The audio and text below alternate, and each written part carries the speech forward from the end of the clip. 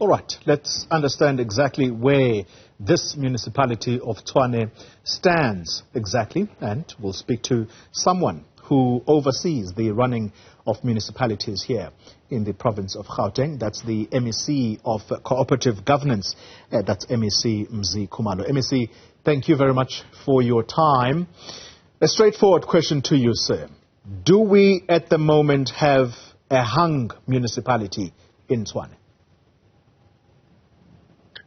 Well, as matters stand, we have a municipality that is constituted by a coalition, which coalition is led by the Democratic Alliance and the other parties who are part of it. What is playing out as it is now is the issue of the resignation of the executive mayor.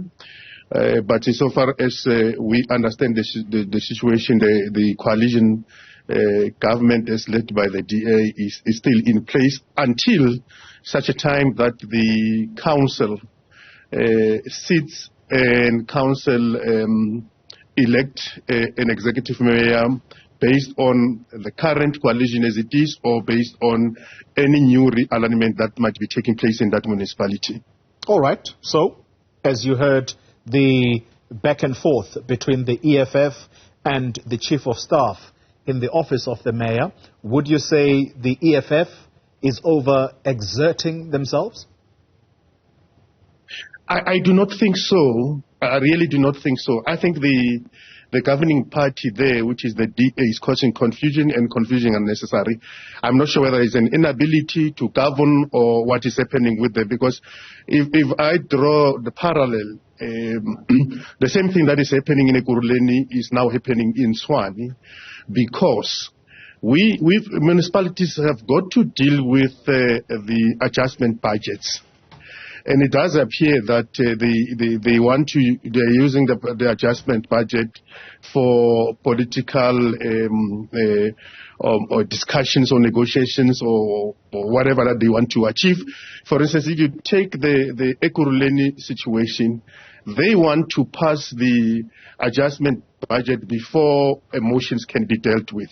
The difficulty is that the other parties are saying, no, you can't do that. We want to put a motion before, so that the new coalition or whoever, even if it's you come back, and then you can deal with the matters, dispense with those matters. Even in this regard, in Tshwane, for instance, you can see that when the mayor resigned, they did not take into account the fact that there is an adjustment budget, which adjustment budget must be dealt with by the mayoral committee and must be dealt with by the council as such. Now, where you are, there is no way where these other parties are going to pass that adjustment budget. They are not going to agree, because they are going to say, let us deal with the matter before us, and the matter before us is the resignation of the executive mayors. Now, I want to make an appeal to the Democratic Alliance that they must get their house into order, and they must do the things the right way. They claim to be a party experienced insofar as matters of governance is concerned. Please, let them, for the sake of the people of Tshwane, let them once and for all do the right thing. Because as I said, the resignation of the executive mayor from where I am did not mean the end of a coalition, unless there's something that they know which I don't know. And therefore there's no need for them to be afraid to go to council and deal with that matter. Elect a new mayor, and the new mayor proceeds. So dispensing with the issues that they have to dispense with, which largely is the adjustment budget as matter stands. This is precisely why I asked you the question right at the beginning of our conversation, MEC, that do we, as things stand, have a hung municipality because the mayor has resigned? But there is a complication, and it's simply this. There are two resignation letters. One says with immediate effect, and then shortly thereafter, there's another one that comes to say, no, I'm not going to leave immediately. I'll leave at the end of the month, but for the time being, I'm going to take a leave of absence up until the very last day of the actual mayor's day in office. So which letter should be recognized here? Well, the municipality has to do that determination, but all that we can do, we are engaging with the speaker of that municipality, because the speaker has to help us. Letters of resignations are submitted to the speaker, and the speaker must then submit those letters to the municipal council as it is. Up until a municipal council accepts the resignation cannot be effected as such.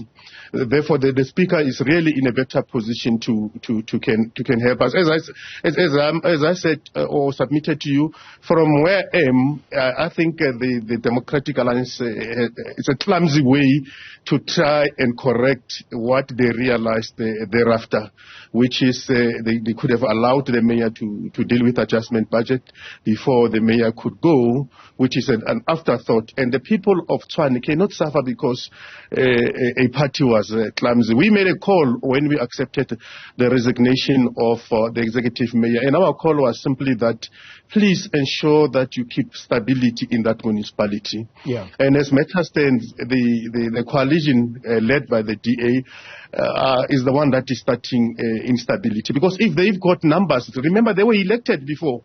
Randall was elected by that particular council based on the coalition that they have.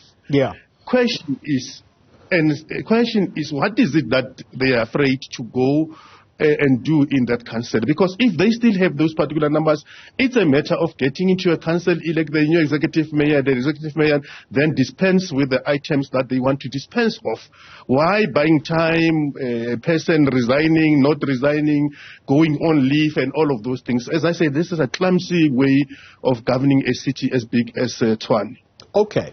It's a clumsy way of governing by the Democratic Alliance, which says, and we know what they usually say in the media, that where they govern well.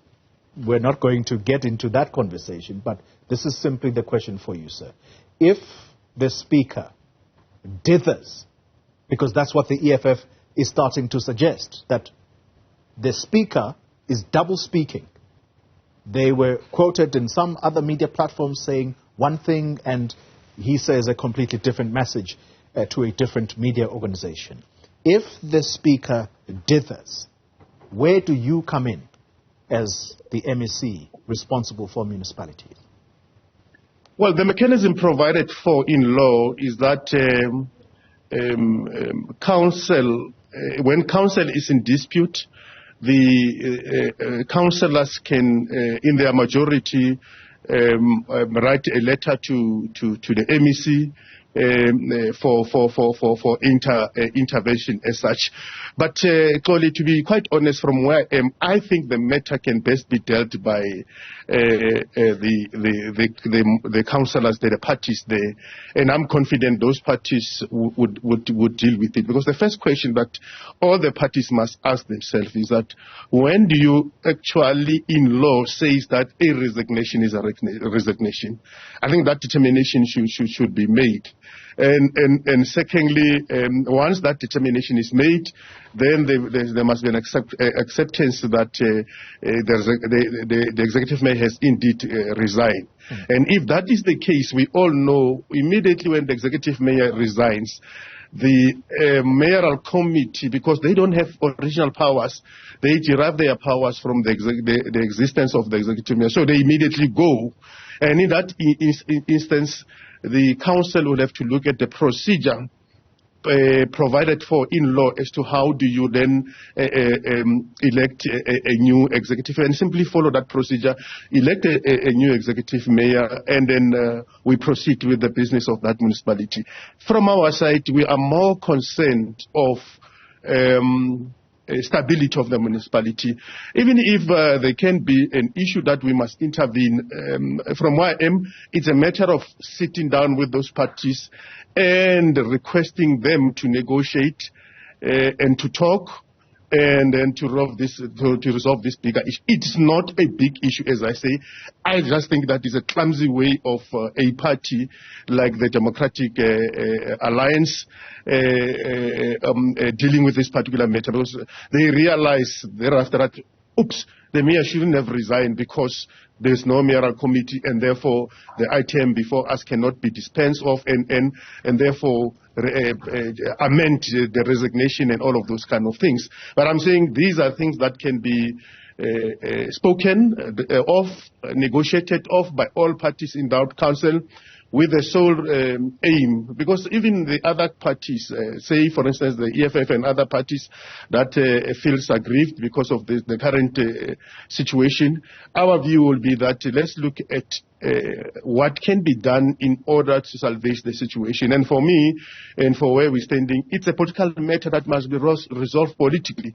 We really do not have to intervene as in the law. But we can go there and put the parties together and help them to negotiate this issue out. And this issue can be resolved. I don't think it's really a big issue. It's an interesting take from you, MEC. And I recognize that you are a new MEC in this portfolio. I'm not going to speak ill of the previous MEC, who I think at some point was quick to be criticized that they are stepping in a little too quicker, and by so doing, they started making mistakes. We're not going to go there, but it's the 16th of February today. It's a long way away from the 28th. Things are hotting up there. If a crisis starts unfolding there, again I ask you the question, when, as per the law, are you empowered to intervene? The mechanism provided for in the law, remember local government is a sphere on its own. So the mechanism provided for is that if there is a dispute, and in this regard, the dispute involves the speaker, the parties in council will have to force the speaker to come and make a declaration as to when did the mayor resign, because we all know that the mayor has resigned. If the speaker gives conflicting statements on the same issue, and the council is not able to resolve that matter, councillors in their majority can then write a letter to myself as an MEC in the province, seeking for an intervention as such. And it is on those bases that we'll make a determination and say there's a need for us to intervene or not as such. Right. So, and hence I'm saying to you, there will be no need for us to drive quickly down there to intervene.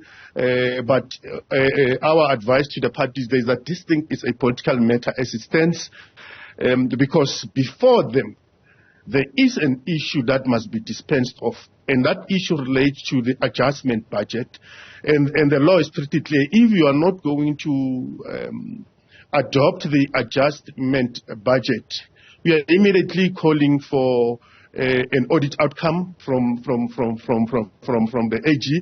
But secondly, you're going to affect service delivery, because all of those things that are adjusted in the budget cannot be implemented until that budget is adopted as such. So the big question is, do you want to go that route as parties in that council, or do you want to act in the best interest of the people of Tshwane? And if you are to act in the best interest of the people of Tshwane, it's a matter of looking at the issue holistically and come to a conclusion that, look, this is a simple matter of a date. Let's agree on this particular date, and as a council, let's accept that the mayor has resigned on this particular date. Let's put a procedure to elect the new executive mayor, and we elect a new executive mayor, and the new executive mayor dispense with the matters in front of themselves. MEC of Cogta in Gauteng, Khumalo, thank you very much for your time and explanation on this issue.